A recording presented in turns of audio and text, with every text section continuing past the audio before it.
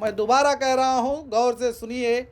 कानूनी प्रकार जो काम वक्फ बोर्ड का है उसी के मुताबिक काम किया जाए। आलमगीर कमेटी के मेंबर्स ने भी सभी जिम्मेदारों के सामने माना एक मसलक को टारगेट किया गया है, तो ये दरअसल बिल्कुल ही गलत इल्ज़ाम है।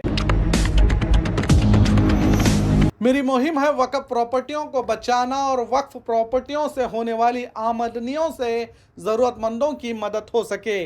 क्या मैंने जो आवाज़ उठाई है क्या वो गलत है? ये मेरा सवाल आपसे है। जब मैं आवाज़ उठा रहा था तो शहर के कई ज़िम्मेदारों ने मुझसे कहा आप मीडिया के ज़रिए बात ना करें, मामले को बातचीत से हल किया जा सकता है। तो मैंने कहा ठीक है, अगर मामला बातचीत से हल हो सकता है तो बात करेंगे।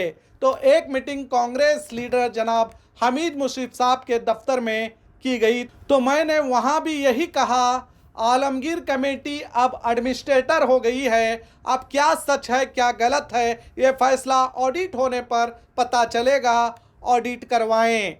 अगर कमेटी के लोग सही हैं तो डर किस बात का। उसके दूसरे ही दिन कमेटी गुलबर्गा हाईकोर्ट पहुंची स्टे लेने। वहां की कहानी आप सभी को पता है।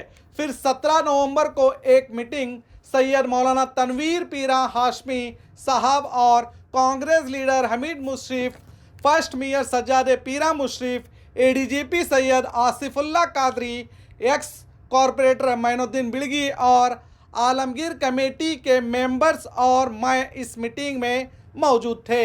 मीटिंग में सभी जिम्मेदारों की रजामंदी से ये तय पाया कि कानूनी प्रकार, मैं दोबारा कह रहा हूँ, गौर से सुनिए, कानूनी प्रकार जो काम वक्फ बोर्ड का है उसी के मुताबिक काम किया जाए।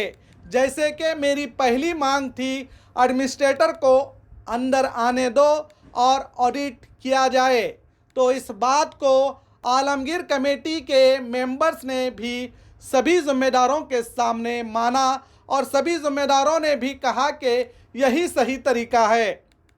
और साथ ही सभी जिम्मेदारों की राय से ये तय पाया गया कि एक एडवाइज़र कमेटी बनाई जाए जो एडमिनिस्ट्रेटर का सहयोग कर सके और जल्द से जल्द ऑडिट करवाए। इस एडवाइज़र कमेटी में मोहल्ले के लोगों को शामिल करने की बात कही गई है। अब जो कहा जा रहा है कि एक मसलक को टारगेट किया गया है, तो ये दरअसल बिल्कुल ही गलत इल्ज़ाम है। किसी भी जिम्मेदार ने किसी मसलक को टारगेट नहीं किया।